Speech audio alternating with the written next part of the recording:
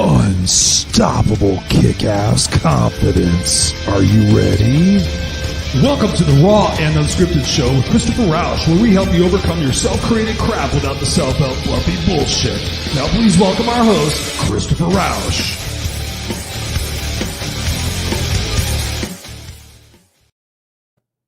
Hey, what's up, ladies and gentlemen, boys and girls? Welcome to the Kick-Ass Nation, back, the Misfits for Life. Yes, you are here with Christopher Rausch and the Raw and Unscripted show live here on Tuesday nights, every single Tuesday night, 7 p.m. Pacific Standard Time. Of course, bringing you the straightforward motivation, inspiration, and kick-ass education that's designed to help you take action in your life today. Not tomorrow, not next year, not someday, today. And that's what I do. I bring the fire to you guys every single week, whether it's here or on the lives or on the Friday Night Lives or my new show with Pamela Aubrey, Real Rainbows and Real Talk.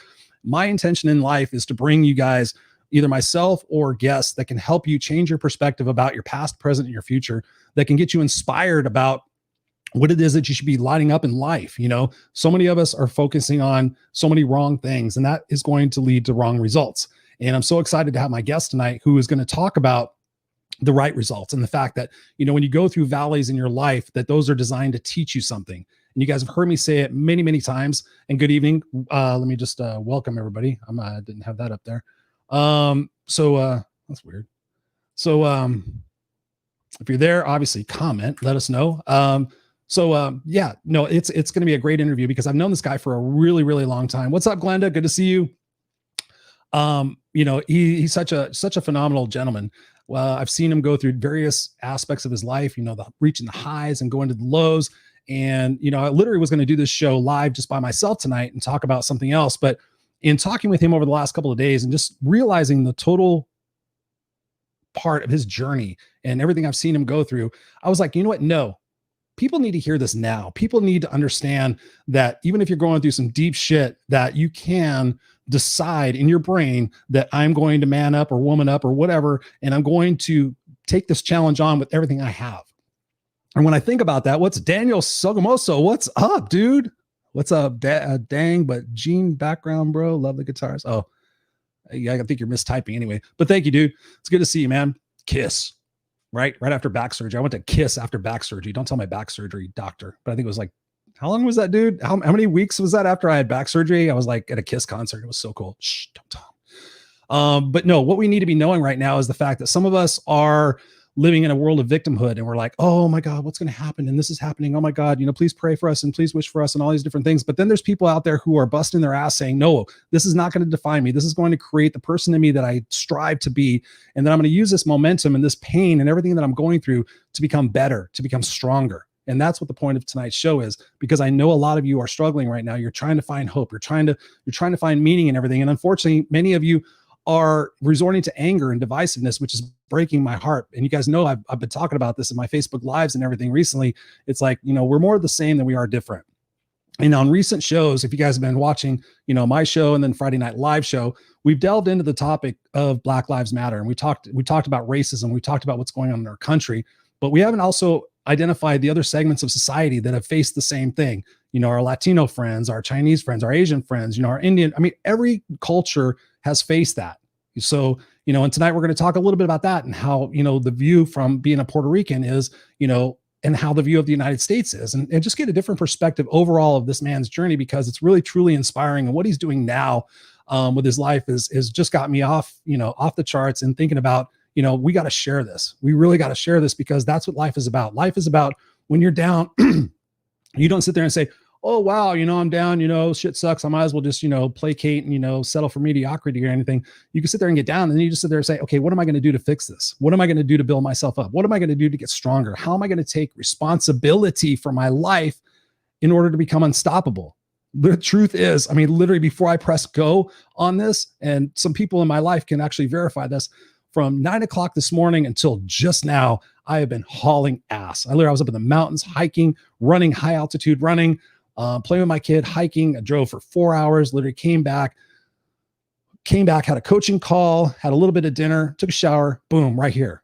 So when you talk about unstoppable and you think about unstoppable, that's unstoppable. And when you think about unstoppable, my guest, Jose Morera, tonight is going to share with you how truly unstoppable he is. What's up, brother?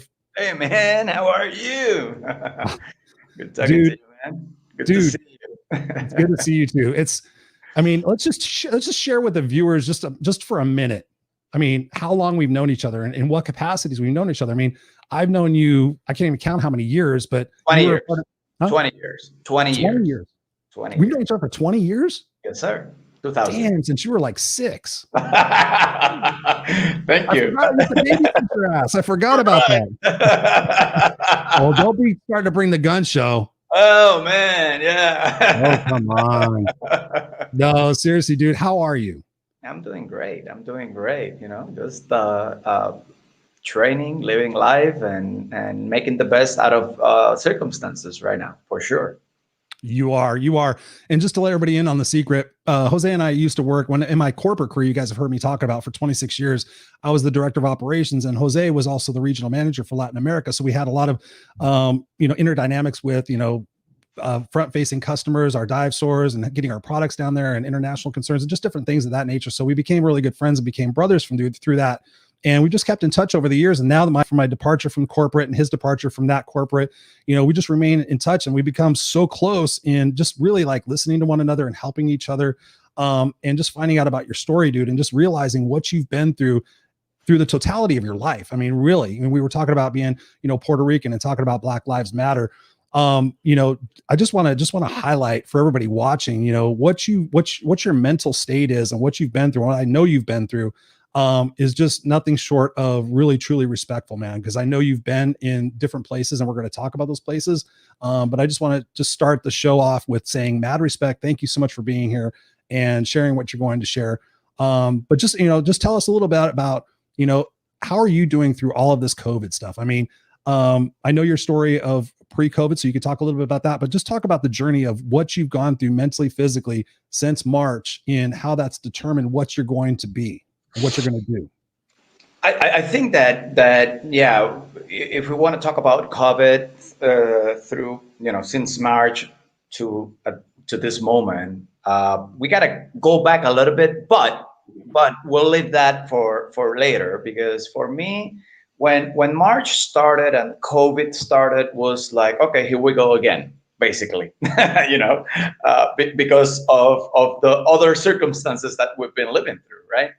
So in the beginning, it was like, okay, well, let's see what happens. Let's see how this evolve. I took the time to visit my family. That's what I did. In reality, I spent a lot of time with my kids. Which they live in. I have kids in Colorado. I have other kids in Washington State. So I spent time with my kids. I spent time with my family, and I did something that I basically never done in my life. That was I was definitely able to cherish that moment. 4 months in a row, just being with them, just being with the family, and for me that was great. Of course, there are worries, and everybody's thinking about, okay, what's going to happen, what's going to be next, and for me, coming into my business is in the tourism area in Puerto Rico. So tourism was closed, everything is closed, and you start thinking, okay, now what, right? But in reality, I did not panic. I think, to be honest with you, I think I have an advantage over a lot of people at this moment because of my past, because of 2017, 2018, even 2019, and then COVID. All right. Let's talk about it. I mean, let's dive right into that, because I mean that's part of the inspirational story of the journey that you've been through, that we've really reconnected through. Yes. And we've just always been so close. So, I mean, again, mad respect and so jazzed to be, honestly, dude, I just got to share this for a second, just between you and I and everybody else that's watching. But when you think about how life is, right? I used to be in my office. You would come to my office. We would talk personal stuff and everything. But here we are, free falling and doing the shit that we love and just experiencing life. And, we're not tied to those old things and everything else. I mean, that's just such the beauty of life. And I'm so excited about those who knows what else is going to happen, but here you and I are in 2020 having this conversation. We're live. I mean, it's just fucking awesome. It's so cool. You're in California. I am in Puerto Rico right now. So, technology, baby. Technology. Yeah. When I met you, this didn't exist. we're this old where you used to have to pick these up and go ring. Well, I am ring, ring, ring. I remember that. Well, before you start, I just want to acknowledge everybody's here tonight. I have such a great fan base. I mean, I can't figure out the word. I just call them misfits. They're just misfits. They're awesome. They're not fans. They're not followers. We got Glenda here. We got Daniel. I went to a Kiss concert. I think you heard me in the opening. That I went to. I can't remember. Did he say that? What does he say? Yeah. He said you just had surgery a couple of months before and still had stitched and taped. Anyway, yeah, we went to. It was so funny. Glenda's here. Serena is a dear sweetheart of mine. She's my sister from another mister. She's doing amazing work in Haiti. She's fucking crazy. Michelle, what's up, Michelle?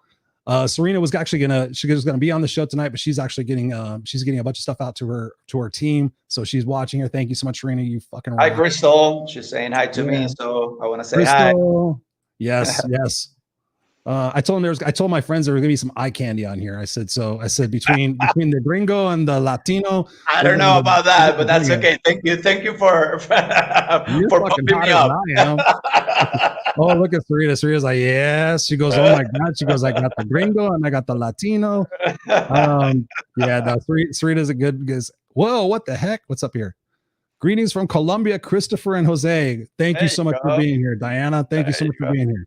All right, let's dive in. Thank you guys for being here. Ask any questions, engage with us in the comments. I'll be highlighting those. So please ask any questions we have. But yeah, let's talk about that journey, man. Well, yeah, basically I started, I'm going to go back 2010. I built up my business. I'm going to fast forward. I built up my business. I started with 4 employees. 2017, I had 40 employees. I had contracts with the biggest hotels. And basically, I was living the life. I was at that moment. I was happy. I was, driven. I knew what I wanted. I was accomplishing exactly what I wanted. I'm still driven. I was driven with the business at the time, and then all of a sudden, I have 8 hours that changed my life. If I was gonna write a book about that period of time in 2017 will be 8 hours that changed my life. That was Hurricane Maria. We were hit by a hurricane, Cat 5, basically. It entered as a Cat 5, but then, it was a Cat 4 and it crossed all the island. And we were just, wow, hit hard. I'm always very positive about things. So naively, I thought that we were going to be up and running by January. September, October, November, December. Yeah, we're going to be okay by January. I got this. Come on. And then, you find out 2018 that January comes, you're not ready. Hotels are still closed. January, February, March, April, then the summer, and then August. It hit me. Boom. I was like, okay, I'm down in the drain. I had a big chunk of money saved, and I was just spending money like crazy to keep up afloat the business, right? That was my dream. So I was just pumping money and putting money into the business, really, not spending money. And then in August hit me. I said, wow, I'm gonna go bankrupt.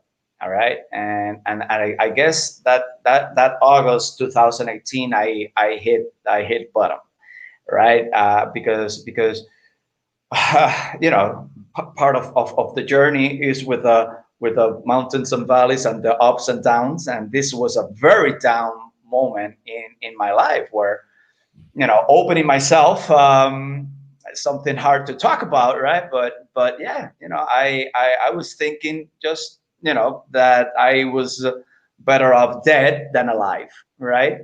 And that was a very bad moment. And I think that, and I told you the story, but my daughter saved my life, definitely. I was at a moment where where I was truly in that stage of mind where I said, that's it, this is over, it's all over. I didn't had any aspiration or anything to look forward really.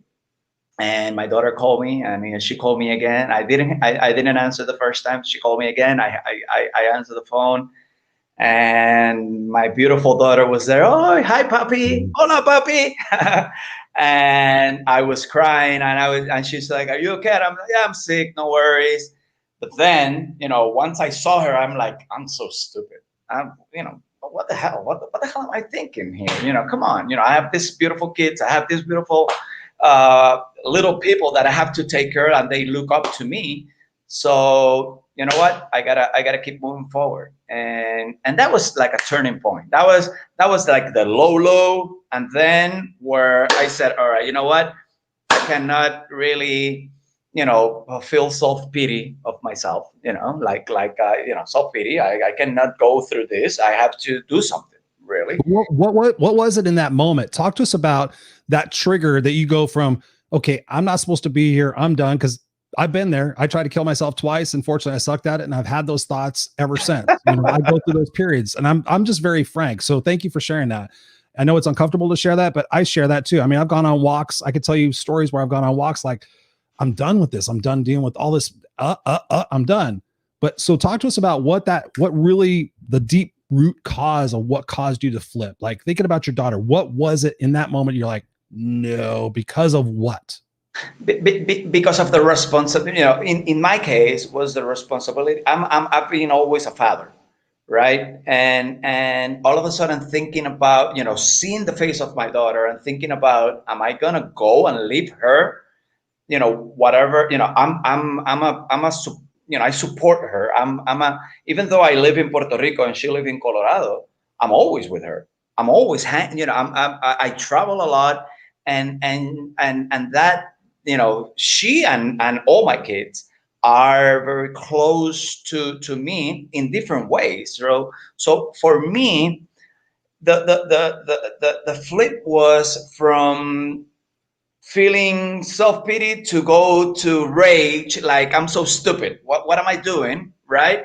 Through that process, and then to just breaking into pieces, thinking like, am I gonna leave them alone? What am I thinking? Come on, this is, it's just a stage of life where I'm gonna grow out of it, and in 10, 20 years I'm gonna look back and I'm gonna say how stupid I was, or I'm gonna say definitely I'm stronger now because of that. And I know that. I honestly, I'm not saying that because I'm here with you. You know how I think. Oh, I know. I truly, and it's so funny because on that process of feeling down and all that, I was thinking about the whole thing, like how I'm gonna do it. I went through, okay, how I'm gonna do it, but if I do it this way, should I put a pillow in my head because I don't want people like shit like that, right? Going from that, and like putting I don't know, stuff in my head because I didn't want anybody to look at me, when they found me, right? From that to, like, I'm not kidding. It was in a 20-minute period. Like it was a very boom, boom, boom, boom situation where I was thinking that my daughter called me. I talked to her, and then going from that to no, no, and literally, I came out of my room. I was in my room. I came out of my room. You know, I remember going out to the backyard. Saying, "All right, just breathe fresh air. Let's start over. This is a new beginning, and this is truly a new beginning." Yeah. And then it's not been easy. It's not being easy, uh, but you know what? I'm good. I'm good. I know at this moment I'm finally. I'm gonna say this, and I know and I can feel it right now. Finally, I feel that I'm back into in my frame of mind, like I'm gonna conquer the world. Okay. I don't know how. All right. I don't know how it's going to happen, but I know I'm going to do it. I don't know. And that's good. It's a good feeling. I'm not there yet, but it's a good feeling. Like, you know what? I got this. And going through that. And then actually a year and a half later, we had riots in Puerto Rico because the people, the Puerto Ricans, basically they said we don't want this corrupt governor in our island, and through a peaceful process, okay, where basically we can say that maybe 60% of electoral votes were outside. Amount of people. I'm talking about amount of people. It was like 600,000 people. We are 1.5 million people vote. So it's 40% of voters basically were out saying, "Governor, you gotta go." So this guy, finally we kick him out. But during that period of time, that was during the summer, my business was again trying to to get there. Boom, it went down again because of bad news. Then by December 2019, finally we were making sales. We were going like, okay, good, this is it. 2020 is the year. Come on. Yeah, man. Yeah, we're pumped. January 7th, 2020, actually started on 2019 December, but January 7th, 2020, 6.7, 6.5 earthquake. Yep. Boom! The whole island was shaking like crazy, man. And you know what happened? Everybody was gone. Boom. We were like, oh man, we gotta start all over again. Then finally, like March is like the the highest month of the season. COVID. We had to close in March 16th.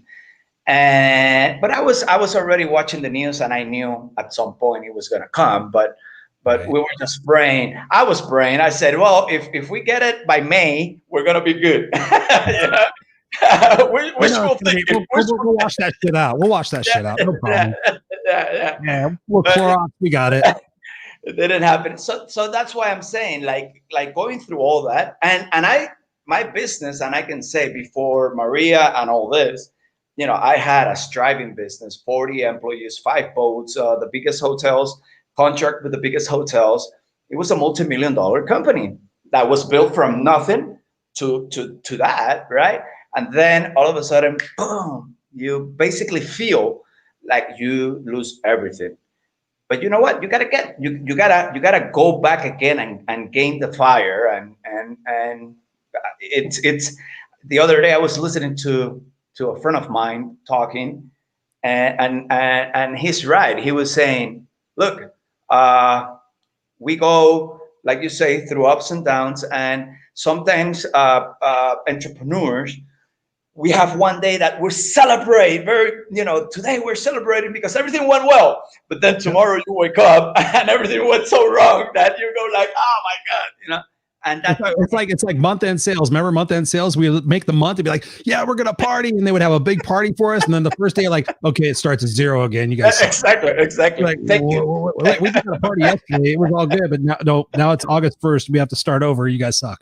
I remember on that corporate world was like, yeah, Jose, you won the salesman of the year. Great job. January. Okay. Thank you. You have a brand new year. Tell me what you have done for me this year, not last year. Exactly. No. So thank you for sharing that, dude. I mean, seriously, a lot of people are struggling right now. They're struggling with uncertainty. They're struggling with confidence. They're struggling with fear. They're struggling with, what is real? What is truth? What is this? What is that? I know for me personally, that's one of the biggest struggles I'm having right now is what is real? What is truth? I'm struggling with what is really truthful. But talk to us. I mean, share some of what you did. And I appreciate you sharing about your daughter changing that trajectory of you, because that really says that you felt that I have a bigger why. I have a bigger purpose. I have a bigger mission. I don't want to let my daughter down. I don't want to let my kids down. I don't want to let myself down. So you literally, and I call this, sometimes people hit bottom and they bounce back up, and some people hit the real bottom. Bottom. You hit the real bottom, right? I hate the real bottom. Let me tell you this. 3 months, I will say 3 months after that, around that time, this is a sub story of the story with my son. My son went to Afghanistan. He was an army. Yeah. He was army intelligence, and he called me one day from Afghanistan, and we started talking. And I might get a little bit emotional, but yeah, I'm with you. We were talking, and he told me, you know what, Dad? The other day, I was honestly thinking about killing myself, not being here. And I said, wow, okay. And I said, well, look, I'm here. Let's talk about it. And he said, the only reason why I didn't do it was because of you. Because I respect you so much. You have taught me so much in this life. And everything that you've done for me, I was thinking like, oh my God, how my father is going to feel, I'm going to throw everything to the garbage and blah, blah, blah. Never told him my story, of course. Maybe he's listening now. And if he's listening, he's knowing that. So wait, time out. So your kids don't know about all of this? No. Well, that's even more beautiful that you share that. So thank you, because now you can even help more people. We all get there. So thank you. Sorry for interrupting, but I just want to acknowledge that and say thank you so much for having that bravery, having the balls, having the kick-ass fortitude, everything that we talk about. When you share who you are and you share what's going on in your life, so many people connect with that and they understand, and they're like, wow, I feel like that too. That's what we need more of. So thank you so much for sharing that, dude. I really appreciate it. And then my son went like, because of that respect and everything. And for me, in the back of my head, I was like, wow, could you imagine if I would have gone that route? He would have done it too. He would have done it too. He would have went, Dad did it, so I do it. Exactly. Dude, that's massive. That is so. I get chills thinking about that. I get chills. Yeah, me too. Because that's what I was thinking. Exactly that. So it's leading by example, in a way, right? So that was for me very powerful, because I think that's what even though you bounce back and you go like, yeah, this is it, I'm gonna do it, but on the other hand, you still have the doubts in your head. You have good days and you have bad days. You have good days, but in that aspect, I will say that because of him, I never, ever have that. You may go like, but like, no, BS, forget it. Like I don't even think about that seriously anymore. Why though? Why? What is? I want to drill deep on that, dude, because it's so important. Why? What has changed so much where you were like, oh, I mean, obviously you've changed your focus from being a victim to being a victor. I mean, right? Is that like talk to me about that. Is that like the biggest part of it, or proving something, or not? What's the crux of that? Because so many people are like in that spot, like, oh my God, I'm better off not here. I don't want to ruin these people's lives and all that other stuff. What was that? Having that conversation with my son made me realize literally how we as human beings can definitely, by our actions, help other people, and especially help the people that are close with you. And yeah, man. Yeah. And why it was because my kids, they need to see me fighting in this life.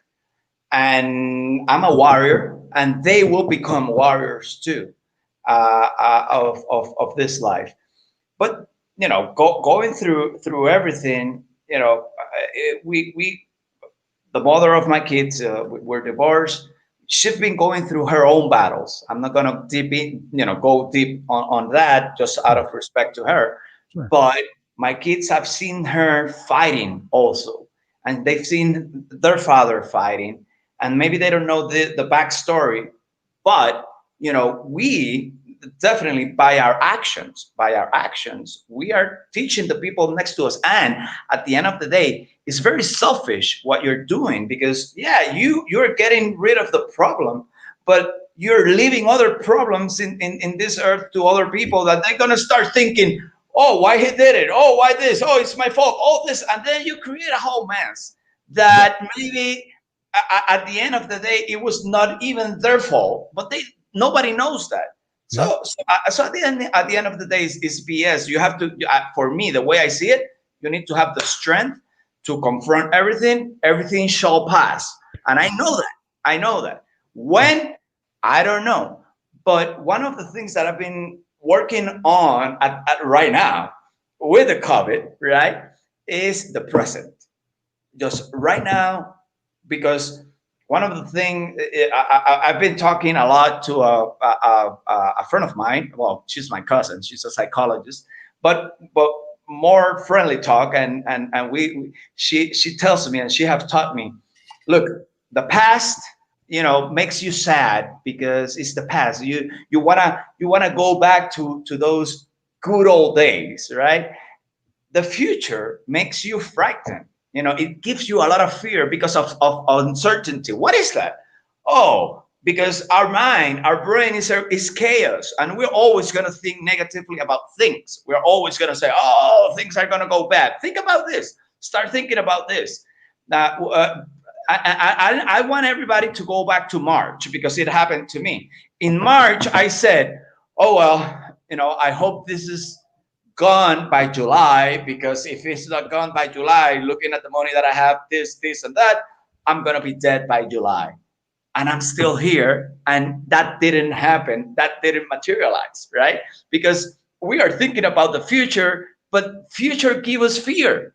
Now, think about the present. When we are in the present, we're feeling good. The present makes us feel good. It makes you feel strong. It makes you feel when you are focusing on the present, that really makes you feel, all right, I can conquer the world. I can do this. I can do that. Blah. So try to, we need to think about the future in terms of the route we wanna take. But we are not the circumstances that we're living today. We can change the circumstances that we're living today by going a step forward. And remember, one of the things that I for example, I'll give you an example with my business. If I would have thought about my business, everything that I did to get from 2010 to 2017, to everything that I had to go through, permits, headaches, equipment, banks, blah, blah, blah, blah. Probably if I would have tried to do everything at the same time, I wouldn't be here. I would have not done it. I would have not thought about doing the business because it was too much. But because I did it little by little, it was feasible. It was good to do it. Same thing with when you want to exercise. You go to the gym one day, you're not gonna get strong on one day. It's step by step. Every day it's important for you to get to your goal, whatever goal. But you have to work on those goals every single day. So same thing in your personal life. If you're going through tough times on your personal life, hey, work on that every day. If you want to start a business, work on that every day. And when people think about work on that, they may think about, oh, we gotta do a lot of things. No, sometimes it's just do one thing. One thing at the same time. It's like one fucking thing. Bam. Check it out. And then and tomorrow you do another thing. Yeah. And then the next day you do another thing. Imagine that you want to build a wall, right? But you don't have the money. Let's say that every week you buy 10 blocks, right? Mm-hmm. And you say, all right, I need, 1,000 blocks to build this wall. Well, then you can say, okay, if I can buy 10 blocks a week, then this is how many weeks I need, and then you can get organized to do it, right? Yep. You have to, yeah, boom, you know. And it's exactly the same concept. And Dude, I love your fire. I so love your fire, and I so really wanted to see that tonight because I know the journey you've been on, and I know where you've been, and I know where you're going. Let's just pause for a second, just see what everybody's talking about here. So, got my dear friend Cindy, unstoppable, kick ass, and just to point out, I mean, what you're talking about is that one thing that you do every day. That's what makes us unstoppable. People come to me all the time like, what is unstoppable? Does that mean I have to go, 10,000 miles an hour every day? I'm like, no, it just means you need to move the needle every day. And moving the needle is something that gets you closer to your stated legacy. And I love how you didn't say it in so many words, but you said it in the fact that, you want to lead by example. You want to set the precedent for what you want your kids and your friends and your family and everybody who knows you to follow you, because that's the legacy that you want to leave. That's the legacy. You're looking at the end point, the end game. What's the ultimate result of my existence here? Is it to be, oh, wow, I failed in 2017. Well, poor me. You're like, okay, well, we restart, we reboot, we reignite, we go for it. We keep going because I'm a part of this men's group, dude. And we just had we have a weekly meeting, and there was like 10 of us in this last group. And we talked about the defining point in our life where we had to make a decision that changed the trajectory of our success. And all of us came up with different things, but the end result was the fact that we never gave up. We've never given up. I know people who have been speakers and coaches who have invested thousands and thousands and thousands of dollars, who were leaning their ladder against the wrong building of what it is that they were trying to do. And they gave up and they went back to their day job. And, just being unstoppable and just having that mindset, like, you know what, this is a journey. This is an experience. I was with my son today up in the mountains, and it took me a long while to figure out, like, just be in the moment, Chris. Just stop trying to predict everything else and just try to figure out, have that confidence to know what it is what you want to do and leave that legacy that you want to leave. I mean, that's so massively important. But when I think about how you've changed, Jose, and I think obviously it's all beautiful. How has that impacted your friendships? How has that impacted the relationships that you have of people who see Jose as X? And you and I, we have a history. I mean, we have a lot of parties. We have a lot of fun. We've done a lot of things in our life that are both a lot of fun and okay. But at the same time, how does that impact your friendships and your relationships? Because one thing personally I'll share with you that has been troubling, but also inspiring, is that my friends that I had 20 years ago aren't necessarily the same close set of friends that I have now. The friends that I had 10 years ago aren't the same set of friends I have now, because I keep changing. I keep growing. The friends I had back at work, those have changed just in the last 9 months. I mean, I can't even believe it's already been 9 months. So, and I know that changes because I keep evolving to become a different person, or they evolve to become different people. How has that impacted your life, both positively and, I don't say negatively, but constructively, as this journey you've been on from where you've been and where you're going? How does that impact those relationships? And how do you feel about that? I do have some childhood friendships, right? Friends that we're still in contact, but it's not the same. But like you, probably I will say like you. I always, let's say, I evolve. I think that's the word. I evolve. One thing that I don't like and I don't accept in my life is what they call vampires, people that are sucking my energy. Yeah. So that's the first thing that and sometimes you don't realize that a person can be a vampire until one day you go like, man, every day I'm with this guy, oh my god, I feel so tired and blah blah blah, and then you start realizing. So those people definitely I try to avoid. I have good friends. I have good friends that are like brothers. Actually, today I was talking to two that one of them, I saw him probably a couple of months ago. Another one is going through a colon cancer process, and he's in the Lito. United. Huh? No, actually, Pablito, no. This is Peter. This is someone that I study with him in elementary school, high school. Then he went to the USA, and we've been in touch a lot since of course the diagnosis. But I, for example, with him, he's so positive. Oh, I'm cured. I have the faith. God is inside me. I'm cured. There's nothing wrong in my body. I'm gonna keep moving forward. And he had a tennis ball on his colon. So yeah, and yeah, yeah, like a tumor of the size of a tennis ball. And I talk to him and I go like, oh, God bless you, incredible, right? But those are the type of people that I like to be around because they're so energetic and positive. What happened with me usually right now is that, let's say, when I meet new friends, right? Uh, Basically, energy can be contagious, right? And that's what they can express. They go like, oh man, I like your energy, da da da.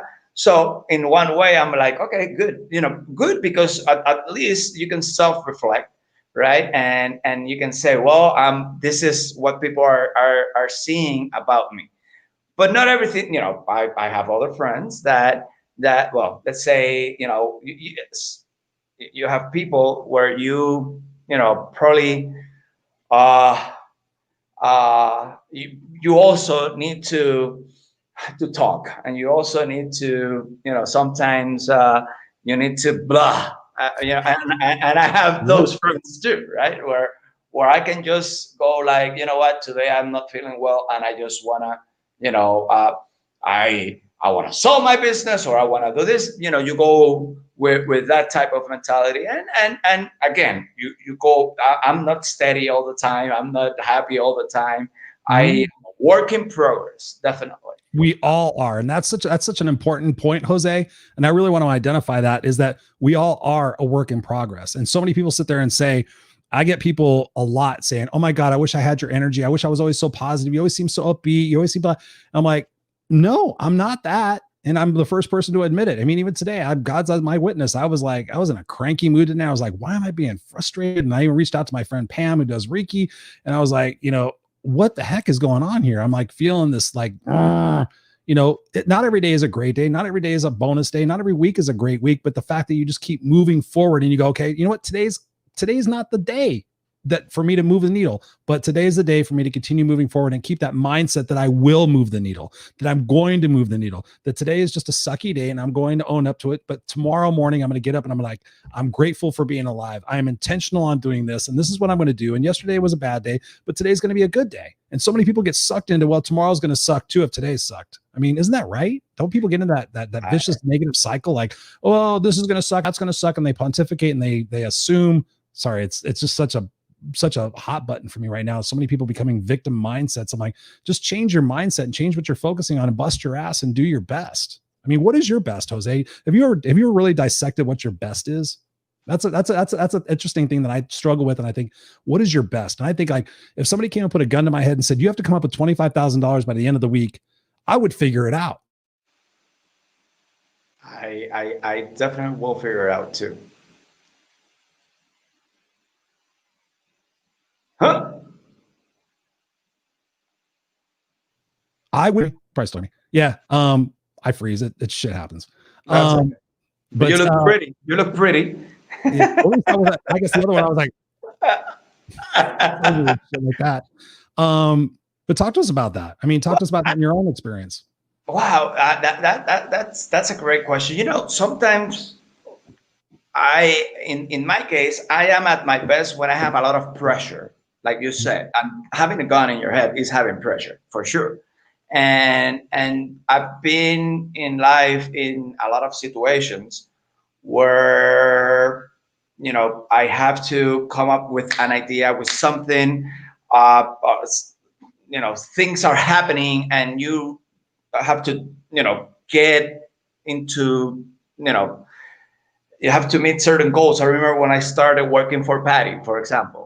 I sold my business to this guy, and this guy then he signed a contract with the government. Those were contracts that when I sold the business I used to do, and then the guy just really F it up. Basically, he didn't know how to do it. So you can swear on the show, by the way. Good. Okay. Well, the guy fucked it up.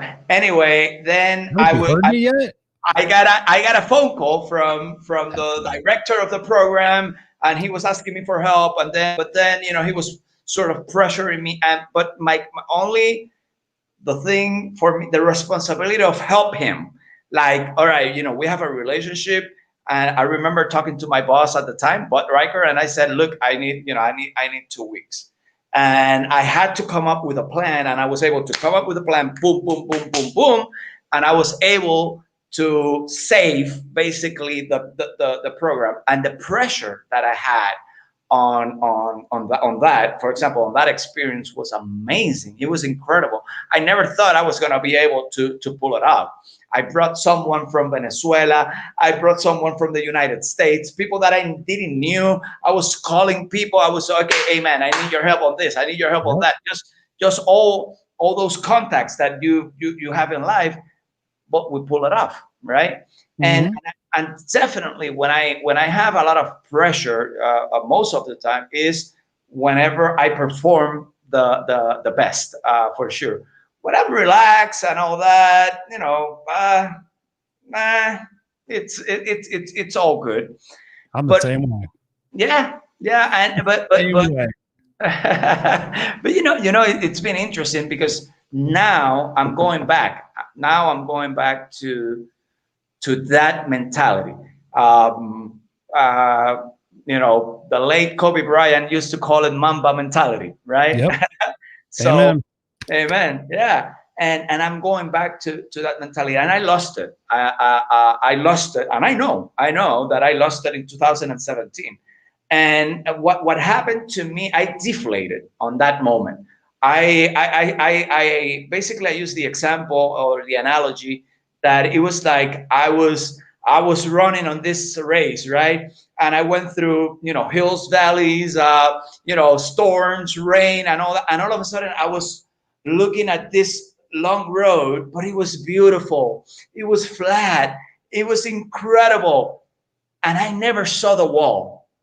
That because that wall was painted like the road, and I just went like bam, bam, bam. That was it, and I went like okay, and it has taken me some time, but I'm back on that mentality, and I've been talking to a lot of my friends, and I've been saying, no, this is what I'm gonna do. This is what I'm gonna do. This is what I'm gonna do. Actually, what I'm doing right now. Hang on for 1 second. Hang on for 1 second, because I know where you're going. I just want to acknowledge again our amazing people here. Yeah, Serena says yes. I mean, that's her thing. So yes, we got that one. I just want to make sure we acknowledge everybody here. Glenda says it is okay to go and then pick up a piece of the new person. Yep. Yes. Absolutely. Serena, you don't need to know how, you just need to know why. I know that's what she's going to say. She's going to say, just follow your heart. Just know your why, but follow your heart. Same thing. She's amazing. She's given up so much stuff, dude. You got to go back and check my interview with her. She's given up so much to go help other people, and she's just free falling into everything. And she's so awesome. She says, trust your gut. You need to spell, babe. Trust your gut, and the path will lead you to where you need to be. Yes. 1,000%. 1,000%. I agree 100%. 1,000. Glenda says, I've been there many times. Glenda, you are such an angel. I see you fighting. I see you becoming unstoppable. I see you putting yourself out there. I think that's fucking awesome. So keep that shit up, please. Cindy, we were talking about her. Let's see, with Daniel. Daniel says, wow. Daniel's a brother from another mother as well. One of my dear friends. Yeah, he's awesome. Wow. Massively powerful, Jose. Been there too, just for different reasons. And I know that too. Yeah, I'm trying to capture these. Bridget is from, actually, let me go back up here. Just for you guys watching, I have these comments on the side. I think Bridget, where did it go?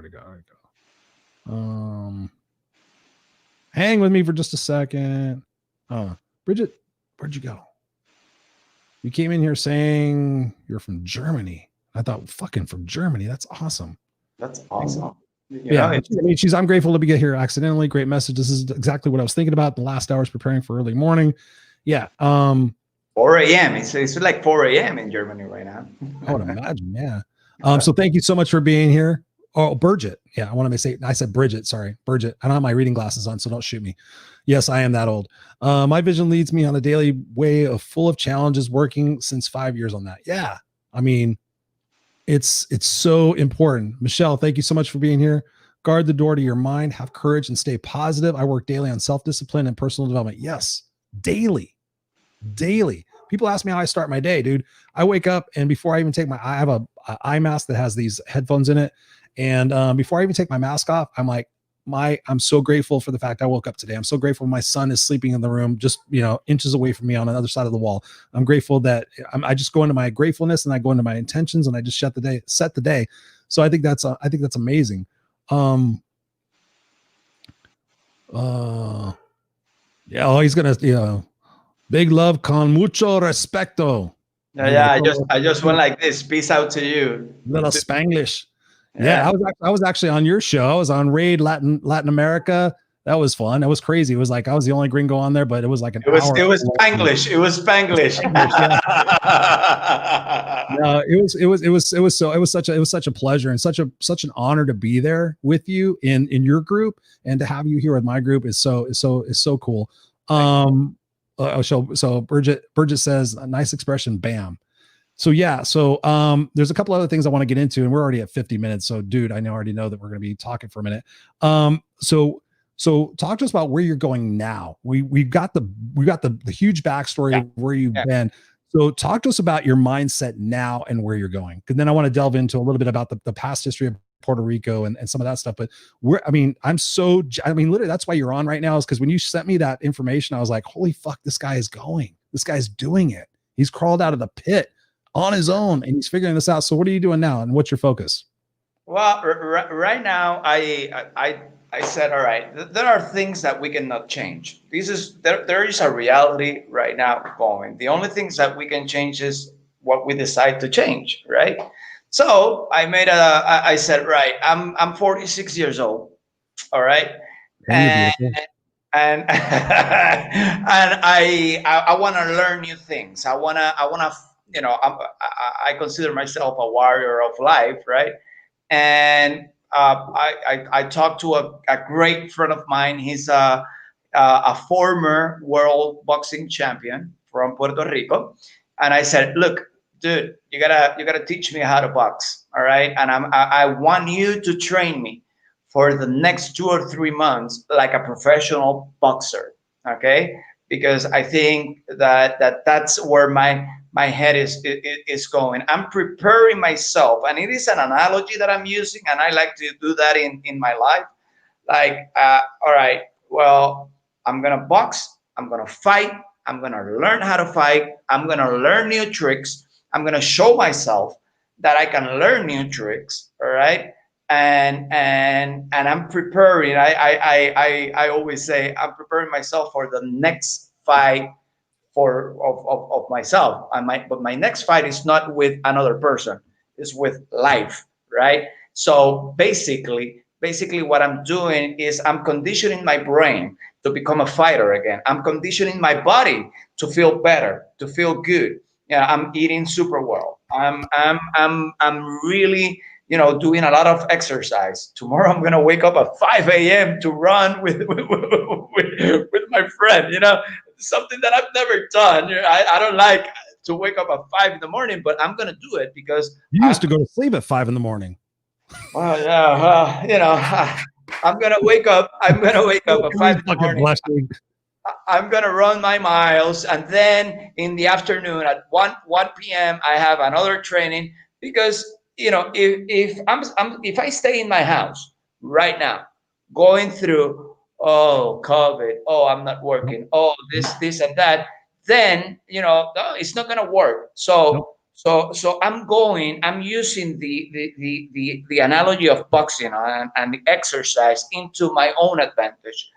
What I've discovered, and I've been doing it just for a couple of weeks right now, but what I've discovered, honestly, is that all of a sudden, I don't know how to explain this. I know what you're talking about. I know where you're going.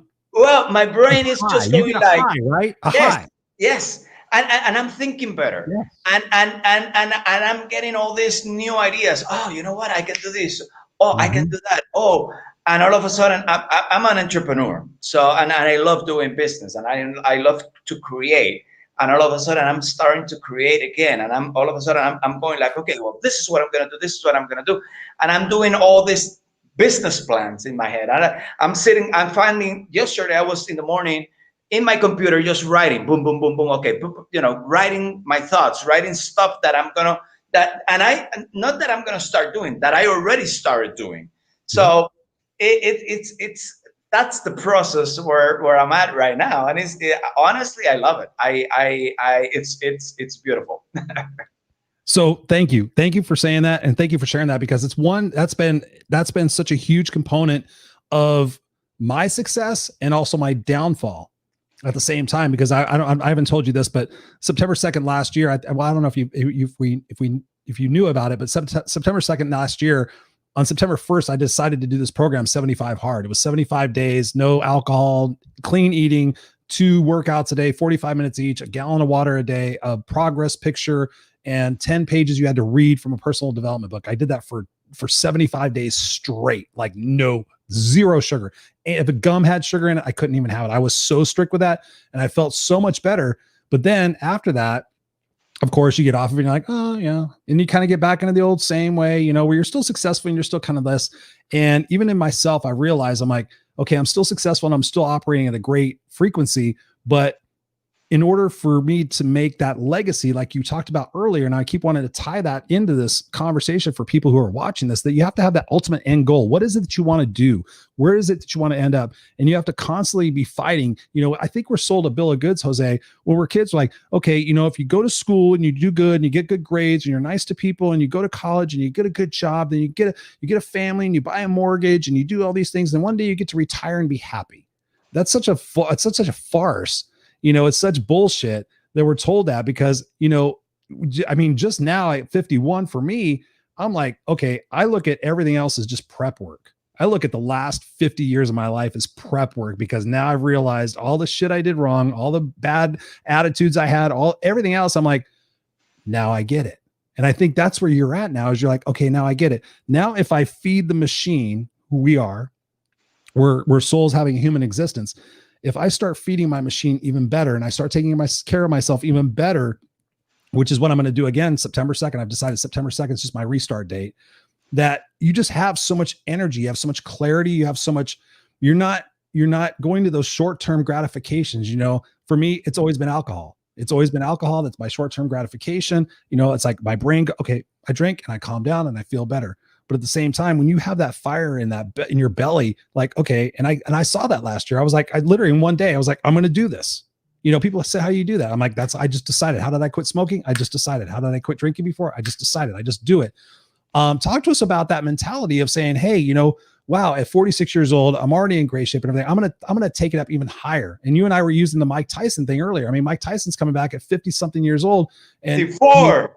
54. I mean, he's like a fucking built machine, and he could have done that a long time ago. But he's like, no, let me bring this back. 50 is not old. And I keep trying to tell people like, oh, I just had another friend of mine, Mark Gassard. He might be on here. Mark Gassard is a great guy. He's in. I think I'm gonna fuck it up, but he's an older gentleman who's just recently kind of like gotten on with the live game, and he's doing all these things. And his friends were like, why are you doing that? You should be retired. You should be playing pinochle. You should be going shuffleboarding and blah, blah, blah. He's like, no, dude, I want to be fired up. I want to be conquering and doing shit for the rest of my life. Talk to us about what that takes. What does that take every day? If you wake up and you go, oh, I really don't feel like working out. What do you have to decide in your body and your mind that you're going to go out there and do it anyway? I love that. What are you going to do? How do you figure that out? Well, okay. The first thing is that I started this because I want to prove myself that I can change and I can learn new things. Boxing is hard. Boxing, you see a boxing fight, right? You see, and you're like, it seems so beautiful and so easy, and so all of a sudden I'm starting to learn footwork and how to move the feet and how to move and how to throw a punch and I'm learning with one of the best, boxers in Puerto Rico, right? And he was a featherweight. But for me, it's been that the mental, for example, today my trainer called me at 4:30. I'll see you at 5, and I was in the couch watching TV.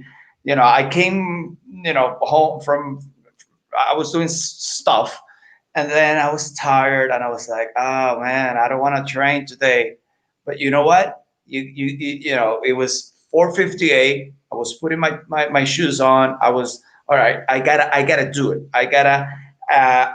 You have to do it. You have to get up. It's easy. The easy thing the easy thing is to stay in the couch. And actually, when we finished the training, he had another person coming, right? And he told me, all right, go home and do some sit-ups. So I had two things to do. Either I took a shower or I did the sit-ups. You know, I had two things Before doing this show. one of the two. And yeah, I did the sit-ups. You know, I didn't lie to myself. I didn't lie to him. I didn't lie to anybody. Actually, more to myself. Right. You know, he told me that point right there. You didn't lie to yourself. Yeah. I didn't lie That is to the point I'm trying to get across to you people. Don't lie to yourself. My wife said something last year that is stuck in my head, and I'm the motivational expert. She goes, if you just keep the promises to yourself, imagine the results. And when she told me that, the master motivator, the guy that's been in personal development, I'm like, promises. And I've read so many things about if you just keep the promise to yourself, that's all you have to do to get better. I'm reading this book, dude. It's on fire. It's like it's going to be doing so much for my coaching and everything.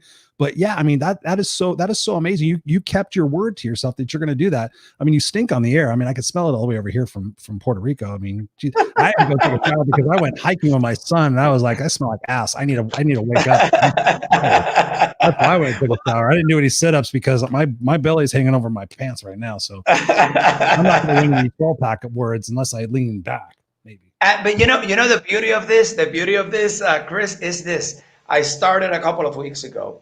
The first day I started, I was able, I train weights, but I do a lot of anaerobic instead of aerobic exercise, right? Right now I'm changing all that. I'm doing more aerobic with anaerobic. But it's boxing, right? So first day I was able to do 2 rounds with him. 3 minutes, 2 rounds, and other stuff because you do a lot of things. Of course. Today, and this is I started a week and a half ago actually. Today I was able to do 4 rounds. He told me, he said, look how right now you're improving. We started with 2 rounds, we kept 2 rounds, then we did 3 rounds, and today we're doing 4 rounds. So you are improving. Those are the baby steps. But not only that, now on my technique today, and I was smiling because he was like, okay, jab. And I was like, boom. And he went like, great, jab, boom, upper. But on my technique, of course, he was correcting my technique, but it was so much better than when I started it. And I went like, wow, how all these new things connect. All of a sudden, what you're talking about right now, dude, is compound interest. Compound interest. Darren Hardy, the guy from Success Magazine, wrote a book called The Compound Principle. And when I read it, I'm like, holy crap, this is exactly how I coach. I coach as 1 more or 1 less. Yeah. 1 more or less. 1 more rep, 1 less calorie. 1 more rep, 1 less calorie. I mean, that's all it is. You compound that. You start feeling better. You want to do more. You do more. You start feeling better. It's that vicious positive cycle that works the same way against us. I mean, that's why I really wanted you on the show tonight. When we talked earlier, I was just like, oh my God, this is what people need to see, need to hear, that, you can go from the depths of laying on your couch going, okay, I'm going to figure this, how I'm going to do this so it's not so messy for my family, to, okay, I'm 46 years old. I need to take personal responsibility. And I'm saying this to you guys out there watching. I need to take personal responsibility and accountability for myself. I'm not going to blame it on my government. I'm not going to blame it on my situation. I'm not going to blame it on the economy. I'm not going to blame it on the weather. I'm not going to blame it on my finances. I'm not going to blame it on my parents. I'm not going to blame it on societal conditions from the past. I am going to do what I need to do to be the best I could possibly be to face whatever's coming next in my life. Is that right, Jose? I agree 100%. And that's exactly what I've been doing lately, for sure. And I'm, I then the positive reinforcement. I don't need a positive reinforcement from my trainer because I am looking at my own process. So I am self, giving positive reinforcement because I'm going like, wow, I'm improving, I'm doing better. Yeah, I can see it, I can feel it. But the only way we can do it is getting out of the couch. Nothing. And I want to, I want to say this to your audience. I know you're the coach. Nope, nope, bring it, baby. No, You got it. You got the con. the truth of the matter is, get out of your couch. Whatever you're dreaming, whatever you want to do, just go ahead and do it. It is out there. It is out there. It's out there for you to grab. Everything is out there for you to grab. So, by sitting, by self-pitying yourself, by doing all, you're not gonna accomplish anything in life. You have to start. And remember, and this is everybody knows this, but every journey starts with the first step. All right. And your first step can be, oh, my mother. Hey. Hey, Whoa, wow.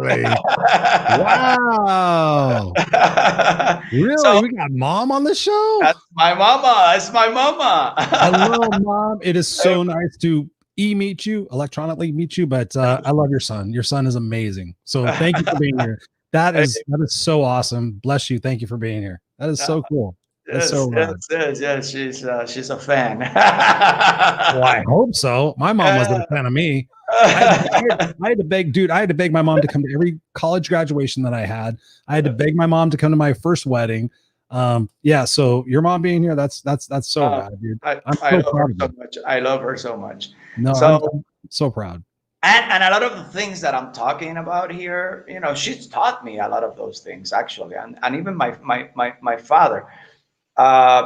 It's interesting because in my family, my grandfather, for example, he always say, "I'm not worried about Jose. He knows how to find, how to fine tune and how to deal with life, and he's never gonna suffer or gonna have a lot of needs, because he's gonna find always a way to strive to." And in one way, for me, that helps me, because that's sometimes we cannot see ourselves, right? But we I love him too. Well, what can I say? 46 years old and your mama's still there, like Yeah. a great cheerleader. Ah, man. Anyway, That's awesome. That's so and beautiful. and the truth of the matter is that yeah, I've gone through challenges in life. I had my daughter when I was 20 years old, right? My first daughter. She's 26 right now. And I thought at that moment that I was I was never gonna make it. And then, and then I had another son when I was 22. Oh my God, two kids, so young. Look, I work hard, and everything was fine. I'm not. I have my two hands, I have my two legs. I can see, I can work, I have energy, but everything that I did started with a first step. It started with a dream, started with a journey. But it's not only having the dream, Chris, because a lot of people have dreams, but they stay in the couch. Let's use that analogy.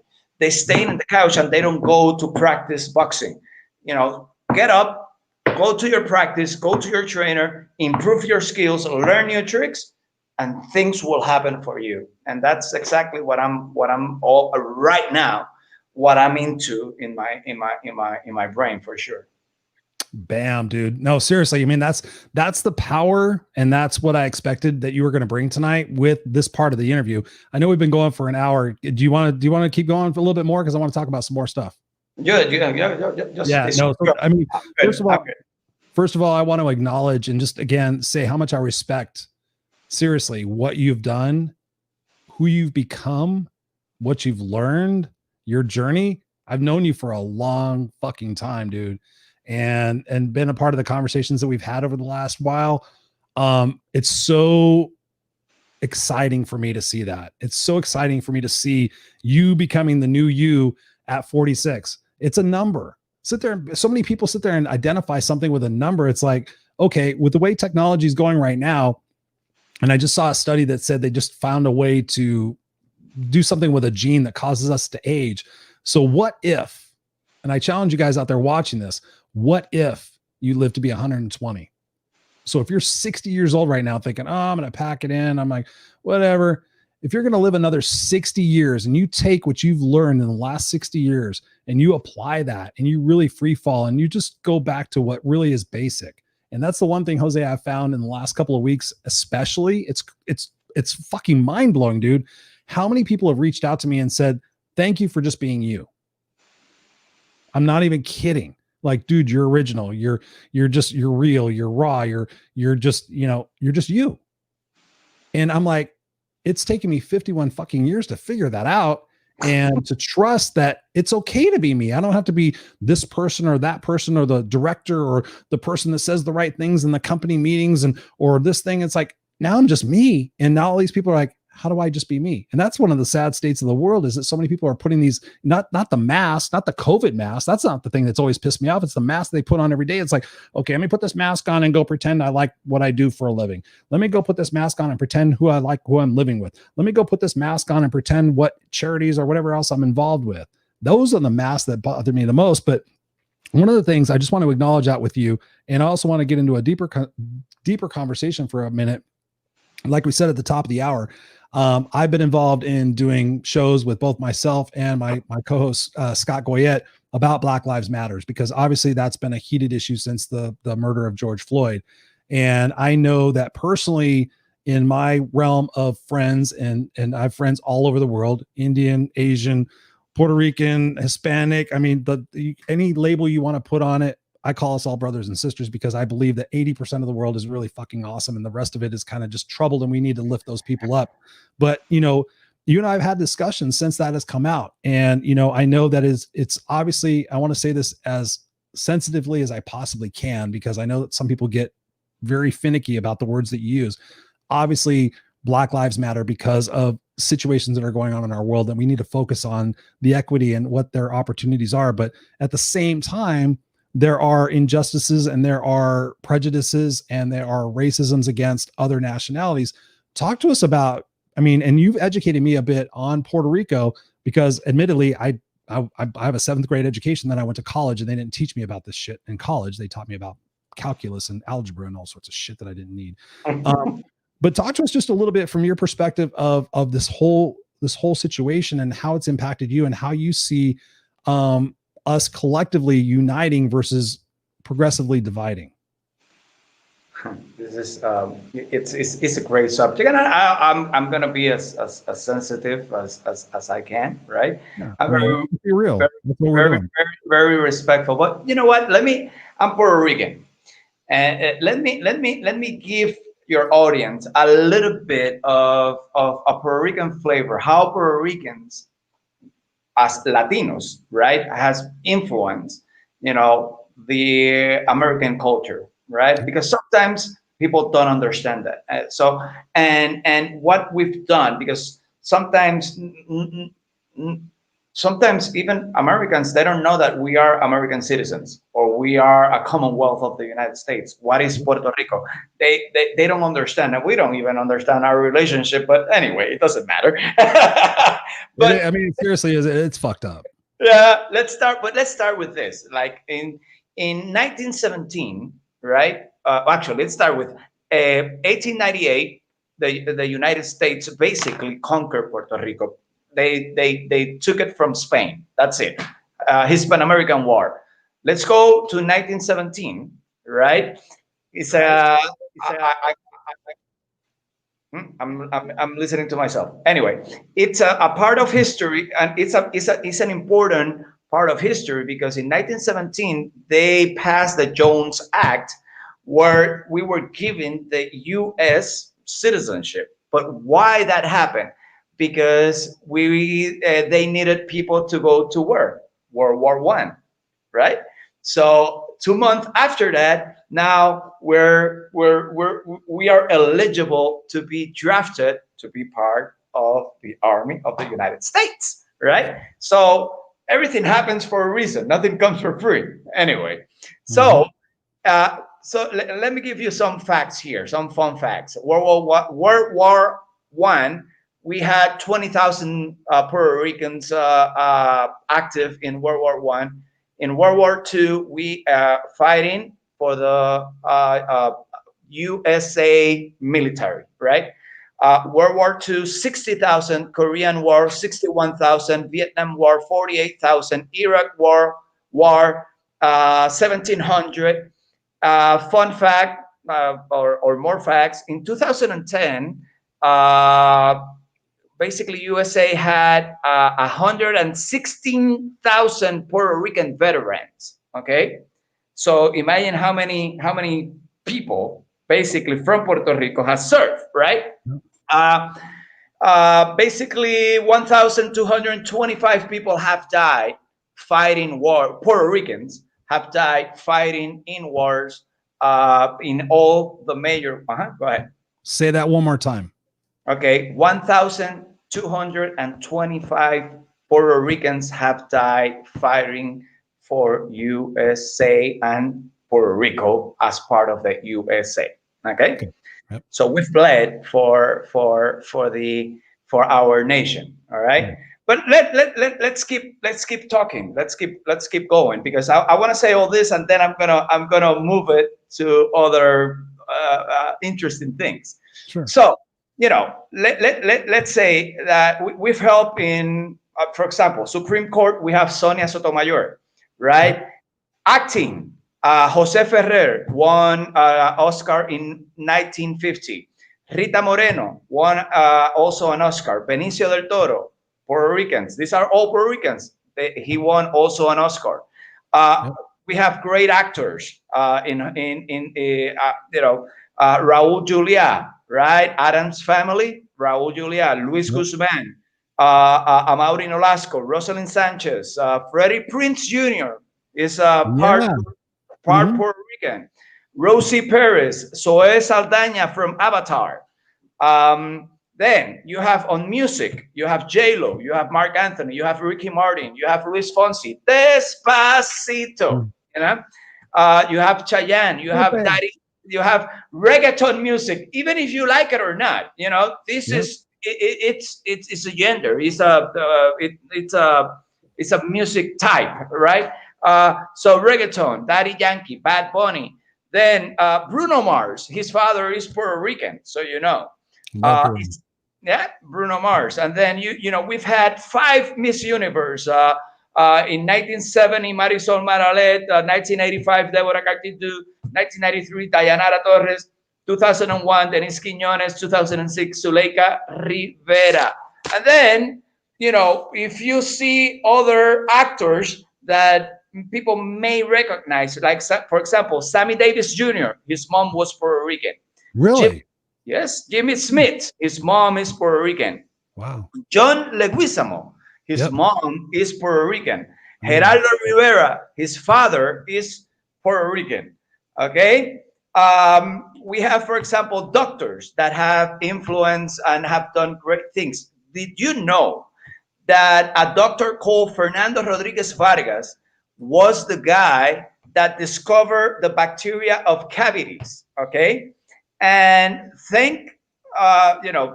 we have to thank him for all that we know right now about how to protect our teeth, our tooth, right? And then we have Doctora Antonia Coelho. Dr. Antonia Coelho, she was named Surgeon General by George Bush's father. In NASA, we have astronaut Joseph Acaba. And then I can keep going, and we have Democrats politicians, we have Republicans politicians, we have congressmen, we have mayors. We are part of we definitely have contributed to the social, economic, and part of that part of the United States. Now, absolutely. Saying that, yeah, I'm a Latino. My English is a broken English, right? I love my dual culture. I love, because I am very comfortable with my citizenship. I love the nation, but I also love my Latino roots. You see what I mean? And What's funny is that, for example, I've been in the United States and I've heard people saying to me this: "Hey, speak English. This is America. Speak English. This is America." It's very interesting when I hear that. Let's dissect that, Chris. I, I, Yes. I Please. wanna see you. I wanna see you. I wanna Yeah, see you okay, right now. okay. I'm back. I'm back. I want to see you because Yeah. because I wanna look at you and let's dissect this. Oh, my brother's here. Scott. What's up, There you bud? go, Scott. Yep. Scott says we got to have you on a Friday Night Live. He said that up here. Yep. So Pedro. He's my co-host. He's my co-host. Oh, we got Pedro. Yeah, Yes. hello, coach. Yeah, thank you so much for being here. Thank you so much for being here. And by the way, just so you know, yes, Thank you. from Thank you. Germany. No, I mean, dude, I mean, everything you have accomplished. We're a small island, but we act like it. Yes, you do. I mean, Yes, we do. I can't wait to get there. I've never been there, but I cannot wait. American is not original English. It's so true. It's so true. But let's talk about this. Let's talk about this. Please. You know, we let's dissect it. When I hear Great. that and we want to educate people, let's start talking about freedom of speech. Everybody is concerned about freedom of speech, right? Oh my God, yeah, so when you're telling me speak English, this is America, basically you are telling me that I have no freedom of speech because if I can speak English and I can speak Spanish, I'm gonna speak whatever I want. Let's go there. Yep. Now let's go further. Let's dissect this a little bit more. Speak English. This is America. Oh, let me think about this. America is Canada, United States, Mexico, Central America, South America, all the Caribbean is part of America.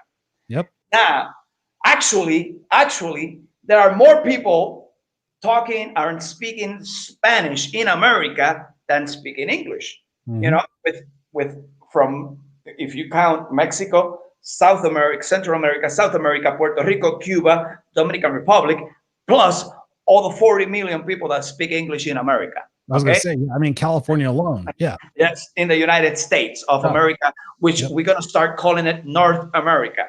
So basically, when you are telling me speak English, this is America, I'm going to say, well, then how? You know, this is America. Statue of Liberty. What? Yeah, exactly. All right. So when you start dissecting all this, right? You what? Yeah, what you does start Statue of seeing. Liberty should say? Yeah, you have to educate people basically on those facts, right? Now, this is funny. This is actually, you know what? I didn't mention this guy, Jose Feliciano. You know the song? Dude, I grew up with him. Feliz Navidad. I want to wish you. You know that Jose Feliciano was the first guy singing an American anthem.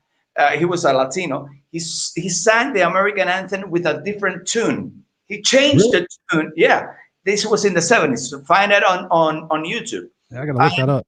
And I have his album. I think I have his record album in my other room from my mom. And he changed the tune. He was the first guy that made a different arrangement, and he was criticized so much by everybody. And you know what? Everybody's doing that now. Nowadays, everybody changed the tune. You know, and they go.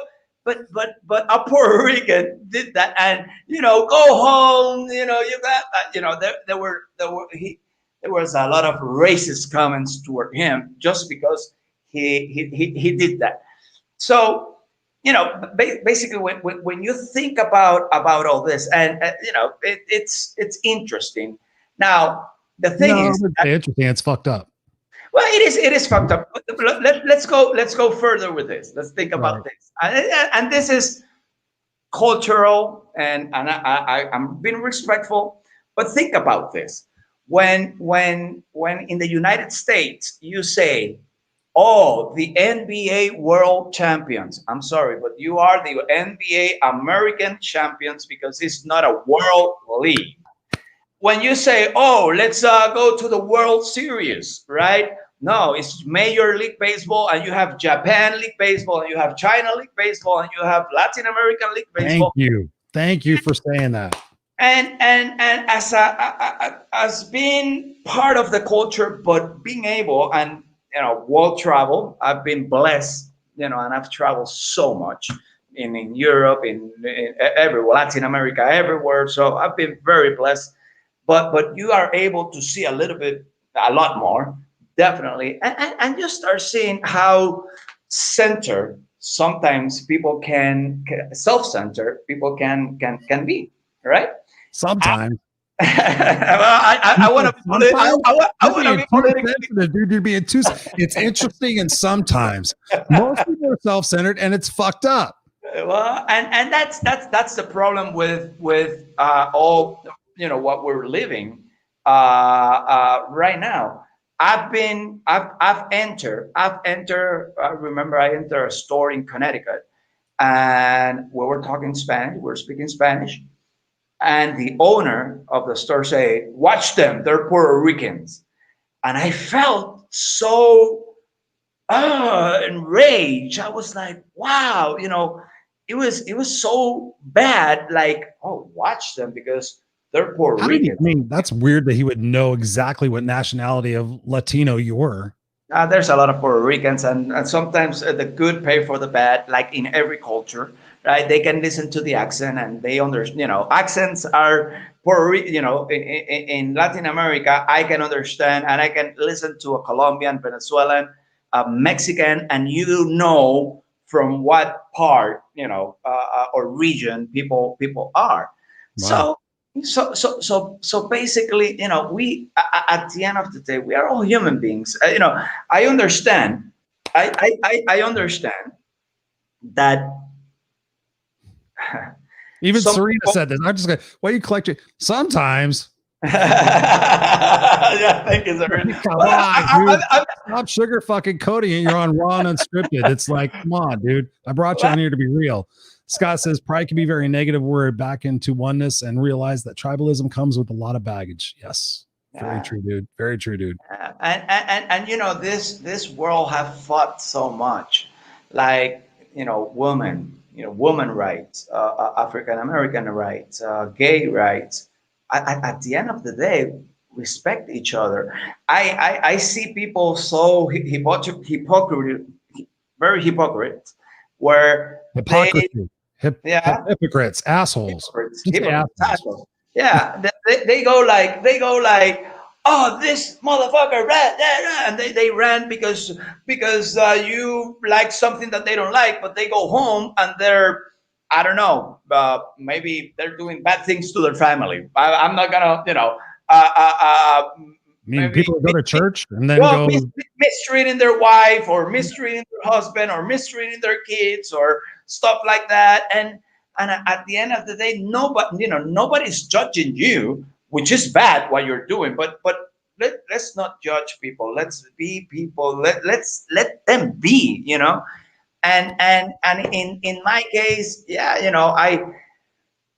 I think that I've always felt very, very comfortable, right, in the United States. But as I grow, right, I am a bit more worried about maybe getting pulled over by a cop or something like that because yeah, I'm not white. I'm brown basically, right?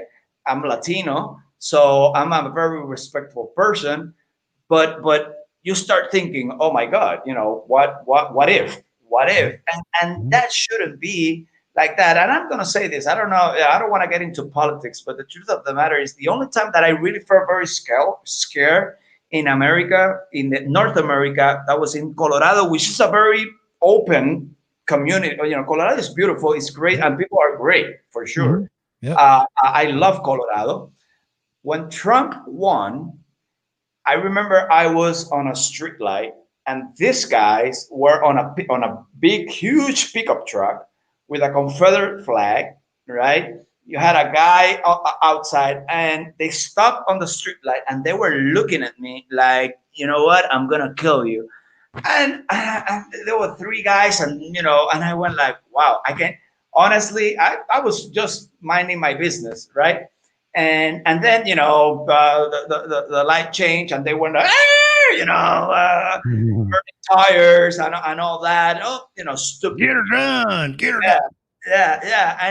And you go like, wow, there's so much education, and people feel, and I understand this. What people doesn't understand is that we don't want to take anything from them. Nobody wants to take. Ah, We want to add. We want to be part of. We want to help. We want to be, and that's all, right? But you know, people don't understand that the greatest country in the world it's a mix of a lot of great cultures, and that's why we are, and it is the best country in the world, because you have the best talent from all over, on a beautiful place, with beautiful minds. It's just, the sadly that mentality has just. And then when you look at the history of African Americans, you can understand why, you know it's like that. You feel the pressure, and I have started feeling the pressure now that I've grown older, and I go, I spend a lot of time in North America, in the United States of America, yep. and yeah, definitely I feel more like, I remember I was in, when I visited my daughter in Washington. I went to Portland, to this community, and all of a sudden I'm looking, and it was a white community, and I said, you know I'm That's so sad that you had to say, huh?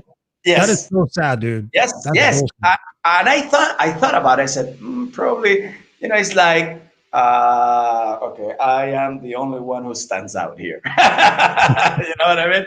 But you get concerned. Someone can call the cops, and I'm not doing anything. I was just cruising by, right? But you're more conscious about that, and that should not happen. Mhm. It's bullshit at the end of the day. I think that we have to come up together as a country and as a community. I think what we're living right now, it's not really representative of us, and No, and human no. and humanity. Really, And really. I truly believe that leadership right now is in the wrong side of history. Oh, uh, and it is interesting because I've talked to people that are, um, they support the president, and I respect that. I'm cool. I don't yeah, care. exactly. Yeah, it's great that we have different type of mentality and opinions. But I always tell people this: do you know why I have my view about the president right now of the United States? Because I am a Latino. You have your vision because you are white, and we definitely are totally different. Sadly, because he has polarized us at this moment, and you can see it, but not and the Black Lives Matters is not something about today. This is something that is happening for so long, and this had to stop. Had to stop with Latinos. It has to, look at how, sometimes, look how the president talk about Mexicans, rapists, bad people, and that's Mm, what you are inserting into people. When he won the election, my kids are Puerto Ricans, and we are Latinos, and they were studying in Colorado and in schools and all that, and I was always conscious, and I was like, I hope nobody, because you were reading stories yep. about kids just So bullying true. bullying bullying Latinos. We Mhm. should we should not live like that. It's at the end of the day, we all are born. We're gonna die. We have a heart. We bleed. We go to the bathroom. We do everything. At the end of the day, we need to breathe the same air. We need to. So yeah, you have more money. You have less money. Who cares? Maybe I'm happier than you. I don't know. You know? Right. No, And everything you're saying, everything you're saying, Jose, is so true. And thank you for being so transparent and also sharing the history of the Puerto Rican contribution to our world. I mean, it blows my mind, when I heard recently, and I shared this with you before off camera, that I heard recently that Trump was trying to sell Puerto Rico or trying to get, I mean, Yeah. what? When Come on. When Hurricane Maria, he asked one of the FEMA heads, "Can we sell Puerto Rico?" It's like, are I you mean, shitting me? yeah. No. And I joked about it before. I'm like, when you think about what the Statue of Liberty stands for, and when you think about what this country is founded on, you think about all those different things, there's a lot of obviously arguable debates about different aspects of our history, but the history is history, right? And you and I have talked about this over the course of this discussion, that history is one thing, but today is another thing, right? I agree. Today is another thing. And that's one thing, I am fucking so massively passionate about, is that we are more the same than we are different. And that I personally don't recall, and I've been told apparently in a soul sense that I did pick who I was going to be here in a material form from a soul experience, that I picked to be a white guy that was straight. And I think when I've had the opportunity to be on stages in front of, multiple hundreds of people, let's just say, and I've had the opportunity to use my platform to bridge the divide of the opinions in the world of, oh, you look like this, or you sound like that, you're different, I don't understand that, that's weird, I'm okay, you're not me. And I've asked this probably, I wish I had it on video actually from the audience perspective, because I've seen this. And I said, by the way, everybody just take a look around. I'll do my motivational thing, I'll do my inspirational thing.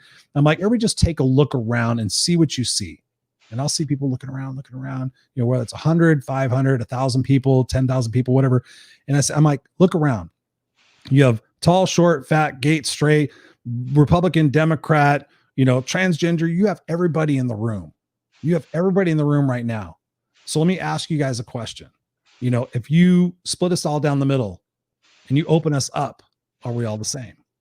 Physically and spiritually and mentally? Yes, we are.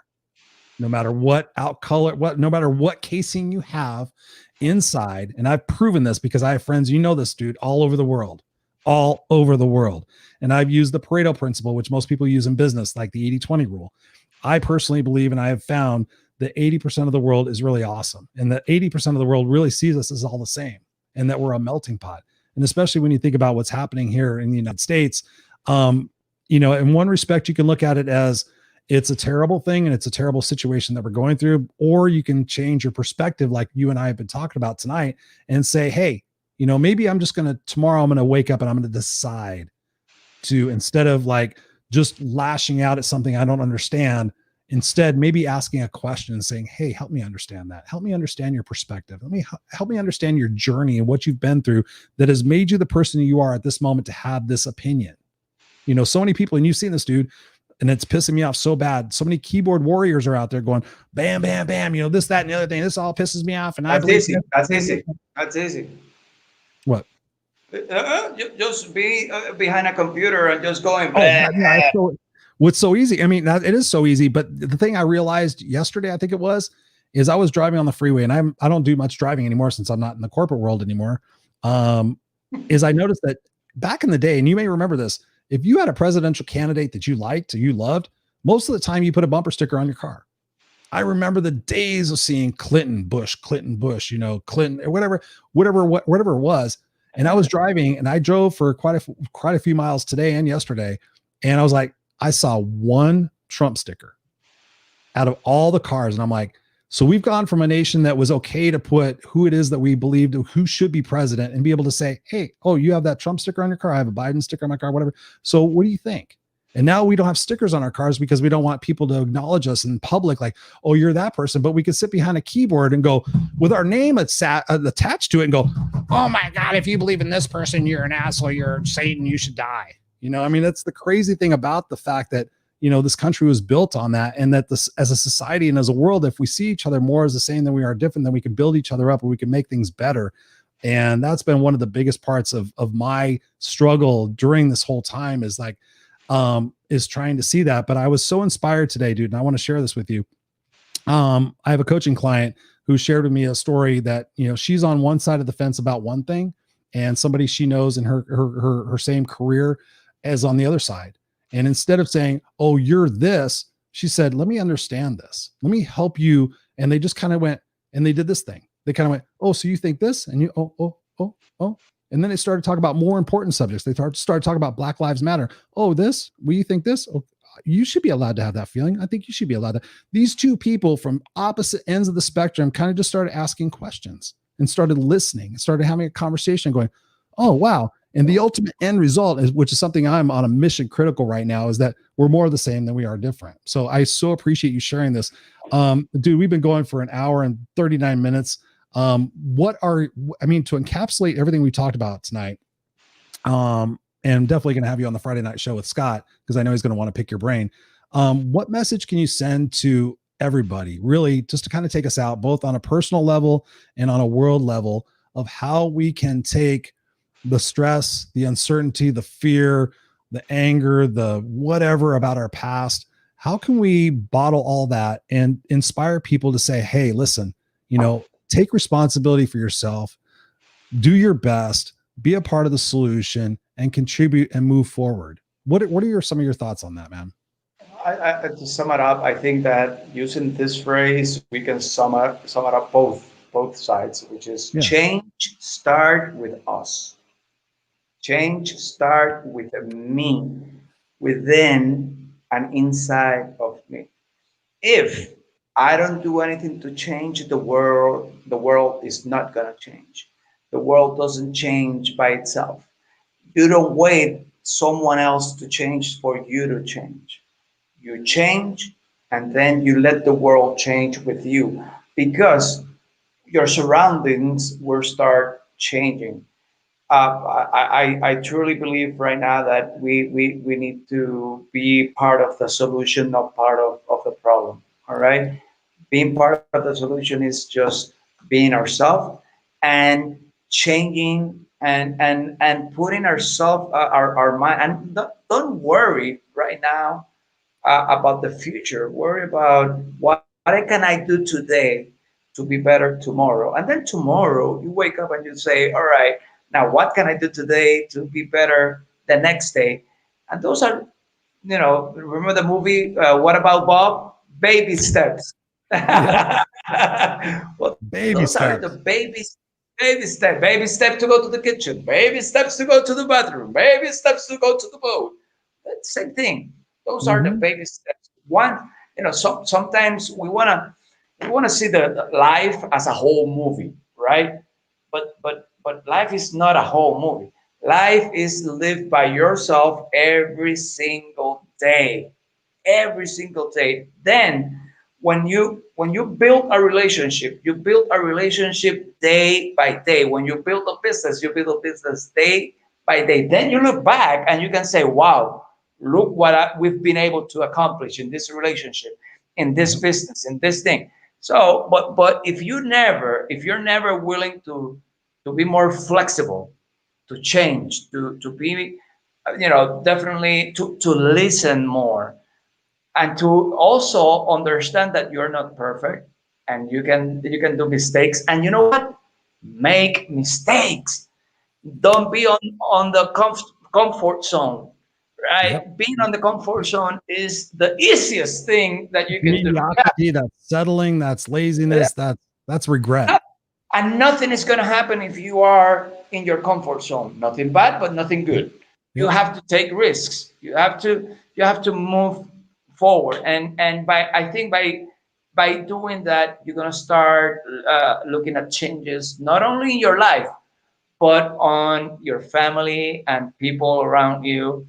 And you know what? And don't expect a change, and don't expect nothing from them. Just be yourself, and things will happen. They will happen. They will happen. But that's how we're gonna change the world, one person at a time, and it starts with me. Dude, where can people get a hold of you if they want to continue this discussion with you? All right. Well, I can give my phone number or my Facebook.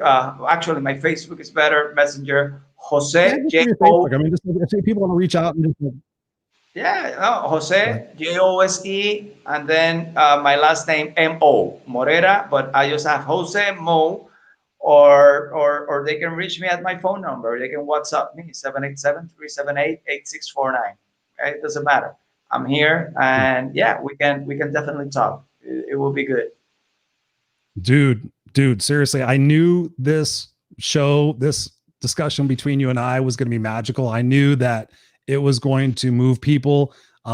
We've been going for an hour and 44 minutes. We still have a lot of people watching, which is phenomenal. We still have people that are still connected here. I mean, Cindy says, excellent and enjoying this interview. Bridget says, vote this leader. Yeah. Yeah. Yeah. I love my country, but this world belongs to the people and not to the single persons. Yes. I mean, Bridget, you're like, bam. Today it's your day. Tomorrow it's not even promised. And That's then, it. then the last comment so far. Mama, attitudes are very Mercedes important. Morera, thank you so much for being here. Attitudes are very important to see the world with a different prism and make a decision every day to be happy.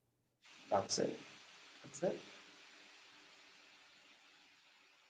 So, and so massively appreciative to you, dude, for bearing your soul, for being who you are, for, just, I really believe igniting a fire under the people who are watching and listening to this, whether now or on the replay. A lot of people watch on the replay. So I love you, dude. Thank you so much for being here. I know we're going to have more discussions. I'm going to take us out real quick. I'm going to put you backstage, but thank you for being here, and we'll talk just in a minute. So I'm going to take this out. All right. Thank you, everybody. Bye. Ciao. So there you have it, guys. Another episode of Raw and Unscripted with yours truly, Christopher Rausch, and my guest tonight, my brother, Jose Morera. And we have talked about so many different aspects of what it is to be alive. If you're watching this and you're listening to this, you're alive. Be grateful. If you focus on what it is that you have and you focus on what it is that you can do, and you embrace those moments, that's what makes a kick-ass life. Trying to persuade other people's opinions to change through a Facebook post, being angry and yelling at the TV, being frustrated and yelling at people in your car does nothing, does absolutely nothing. Being mad at yourself does nothing. But when you start to really decide that you are going to do what is best for you, and you start living congruently, and you start living within your own belief systems, and you set a legacy that you want to leave, that you're going to be proud of, that's where it really starts. I know that Jose, in his journey, has struggled with that, but now more than ever, more powerful than ever at 46, which is still, to me, it's young, he's like, no, now I'm more determined than ever. I'm going to fight, and I'm going to go, and I'm going to do this. And I know that he's going to win, because I've seen the massive growth and the massive shift in his personality and his focus and his belief systems and his values, just like all of us. We both said it. Just take that one step. Mel Robbins, go Google Mel Robbins. Mel, not related to Tony Robbins, but Mel Robbins. She has this thing called 5-4-3-2-1. I bought her book because of it. It's like, I don't feel like going to the gym. 5-4-3-2-1, grab your gym bag and go.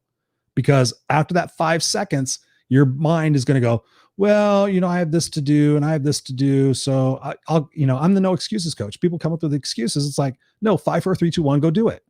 Because when you go do it, and I know this, especially when we were talking about physical fitness, most people aren't taking care of their physical fitness, or I shouldn't say most, some people aren't taking care of the physical fitness, and they're wondering why they're miserable. It's like, that's where it starts. And even for me, I'm saying this to myself right here and right now. I know that September 2nd, I have a goal in my mind, and I'm going to do it. And perhaps after that, I'm going to just continue on that new journey. I'm not going to go back to complacency. I'm not going to go back to, okay, well, I did that and I conquered that thing, so now I can go back to being who I was.